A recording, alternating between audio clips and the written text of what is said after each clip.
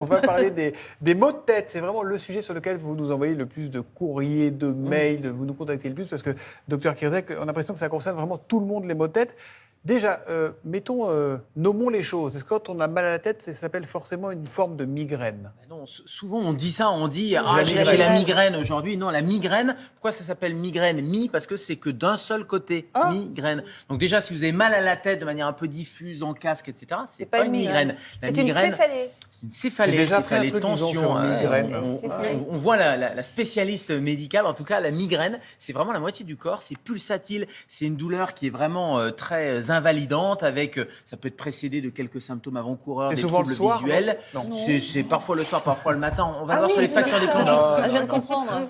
Oui, j'ai compris. Alors, c'est souvent les femmes, par contre, malheureusement, parce qu'il y a un rôle hormonal dans le déclenchement de la migraine. Et quand on regarde, ça concerne beaucoup de monde, 7 millions de Français. Et quand je vous parlais des femmes, c'est un quart des femmes de la tranche d'âge 30 à 39 ans qui ont des migraines régulières. Alors, liées à des phénomènes hormonaux, il y a des migraines cataméniales. À chaque fois que les règles arrivent, eh bien, malheureusement, ça déclenche des migraines. Mais c'est vraiment très particulier. Ça dure de 4 heures jusqu'à plus de 2 ou 3 jours, jusqu'à 72 heures. Il y a 10% des migraineux qui ont des crises qui durent plus de 48 heures. Vous imaginez un peu le calvaire. C'est pulsatile, il y a des nausées, il y a des vomissements. C'est accompagné de tout un cortège de symptômes. On a du mal à supporter la lumière aussi. Il y a une photophobie, c'est-à-dire qu'on craint effectivement la lumière. D'ailleurs, un des moyens de se calmer, c'est de se mettre vraiment dans une pièce dans le noir. Bref, donc tout ça, ce sont des symptômes très précis. Ça veut dire qu'avant de dire j'ai la migraine, il faut consulter pour essayer de cocher un peu toutes les cases et de bien vérifier que c'est une migraine. Sinon, il y a plein d'autres raisons d'avoir mal à la tête, notamment, vous en parliez, Julia, les céphalées de tension quand on a eu une dure journée ou quand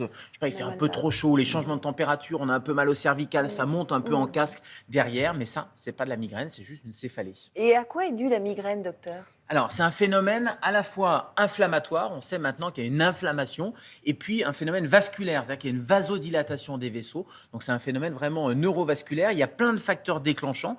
Alors, la physiopathologie, les mécanismes de déclenchement sont peu connus. En revanche, ce qu'on connaît, c'est individuellement, certains facteurs sont très précis chez les migraineux. Par exemple, certaines migraines vont se déclencher avec le stress, avec l'excès de sommeil. Mais à contrario, chez d'autres migraineux, c'est l'inverse. C'est le manque de sommeil qui va déclencher la crise de migraine.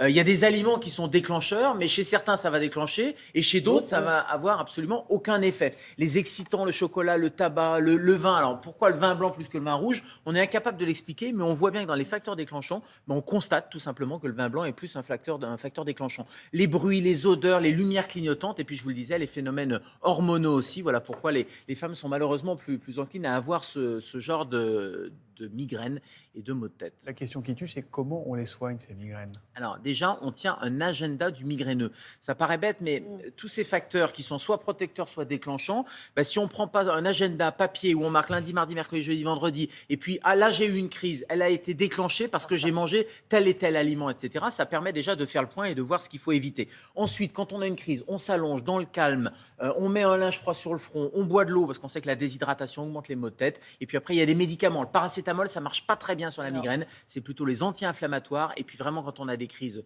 sévères, les triptans. Et si vraiment on a des crises récurrentes, oui, ça peut être des injections. Il y a par autre voie aussi nasale. Et surtout un traitement de fond. Si vous avez des crises récurrentes, handicapantes, allez consulter. Et il y a des traitements de fond pour prévenir. Oui, il y a des services spécialisés dans la migraine.